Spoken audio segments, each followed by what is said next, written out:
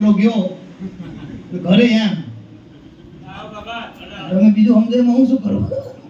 હા, પણ છાપામાં આવે ખરું ભાઈ, કોઈ નક્કી નહીં સાચું થાય એટલે હું કહી દઉં. બનાવટી હાવ ગામમાં આવ્યા, ગામના જાપે ઘરની અંદર એક બેન પણ બહુ આધ્યાત્મિક. ઓ બાપુ આવો આવો આવો, પધારો પધારો પધારો. મારા ઘેર તમે ક્યાંથી આવો બાપા? પાણી માણી પીશો?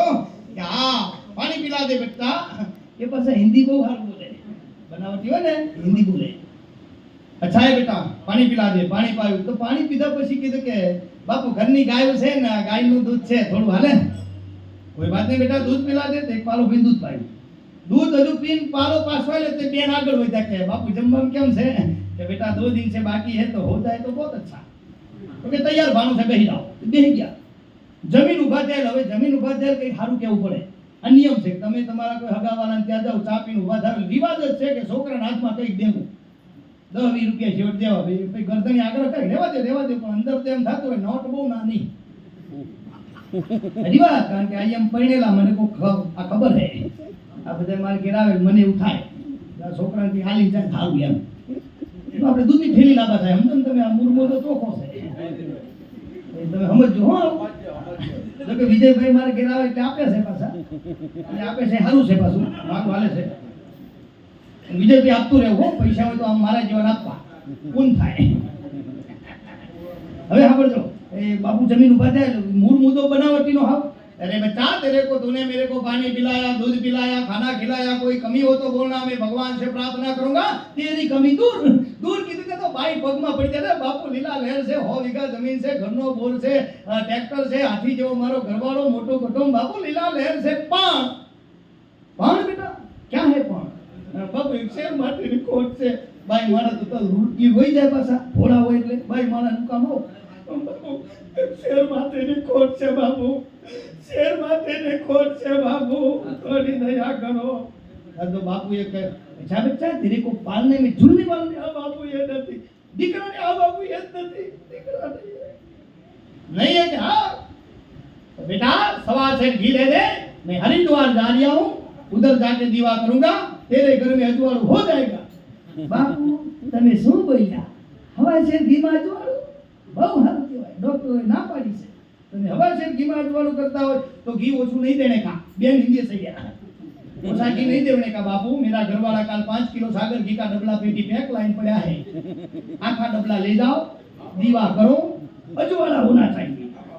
कोई बात नहीं बच्चा, दे दे जोड़ी बोरी કરી ભાઈ. આખું 5 કિલો નું ડબલું ઠપકારી બાપુએ લઈને હરિદ્વાર ગયા. હવે તમે જો ભાઈ, મન ગંગા તો કઠોતીમાં ગંગા. એટલે બાપુએ ત્યાં હરિદ્વાર જઈને દીવો કર્યો, પણ ગંગાજીને પ્રાર્થના કરી કે માં હું જૂઠો છું એ તને ખબર છે. આપણે બે જાણીએ છીએ પણ પેલી બાઈ જાણતી નથી. એને મને ભાવથી આપ્યું છે, હું આ થોડો દીવો કરું છું, બાકીનું હું ખાઈ જવાનો છું, પણ તું કઈ હાલ કરજે.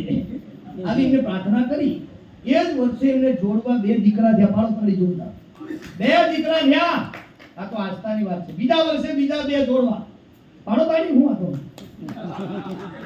ત્રીજા વર્ષે બીજા 2 પાડો પાડી. ચોથા વર્ષે બીજા 2 પાડો. આટલા બહુ 8 છોકરા થયા.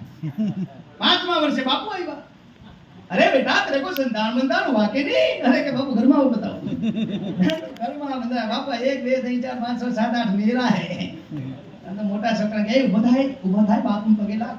ઓકે ખારી ખાવા બેઠો છો, ખારી તો ખાવા દે. પાછો છોકરો બોલે ને પાછો ખારી ખાવા. અરે કે ચમત્કારી છે તારો બાપ, પગે લાગ ને. પગે લઈ ગયો. પગે લઈ ગયા ને તો બાપુ પછી આમ તમે જો એમનો આશીર્વાદ હાથો પડ્યો પછી એમ પાવર તો હોય ને ભાઈ થોડું. આપણે કોઈ ભૂવા, હું ભૂવો છું પાછો તમને તો કઈ છોકરા કેવું થોડા પૈસા એમાં કમાવાય. તો જોઉં છું ખરો હો પાછું તમે હાથું આ બધું તૈયારી કાંઈ એમને એમ નથી. આ બધું છે કાંઈ એમાં ઘણું બધું છે. ભૂવા આમ દોડ આવી જાય ને પછી આમ જોજો પાવર આવી જાય. હા હું માતા જ આમ તમને ગોદરું હાચવાય. સમજ્યા? એમ બાપુને પાવર આવે કે मेरा आशीर्वाद से 8 छोकरा हुआ है बेटा, हम हिमालय के संत है, जेवा तेवा नहीं है. खुश रहना बेटा, अपने माँ बाप का नाम रोशन करना बेटा. પછી તો આશીર્વાદ જેવો તેવો થોડો હોય. पढ़ाई करना बेटा, अपने नाम कुल को रोशन करना बेटा, मेरे जैसे साधु संत को खाना खिलाना, दक्षिणा भी देना बेटा, तेरा कल्याण होगा बेटा. तेरे बच्चे बोला कि वो दिखरा तेरा घरवाला दिखाई नहीं देता, किधर गया? कि बापू हरिद्वार गया. હું કામ? કે બોલો દીવો ઠારવા. બહુ મોટો થઈ ગયો બાપુ, અમે તો અજવાળું માંગ્યું તો ફોક્સ મૂક્યા. દોઢ પાકીટ તો ખારી ઉલારી જાડશે. હા આશીર્વાદ બાપુ આપો. વધુ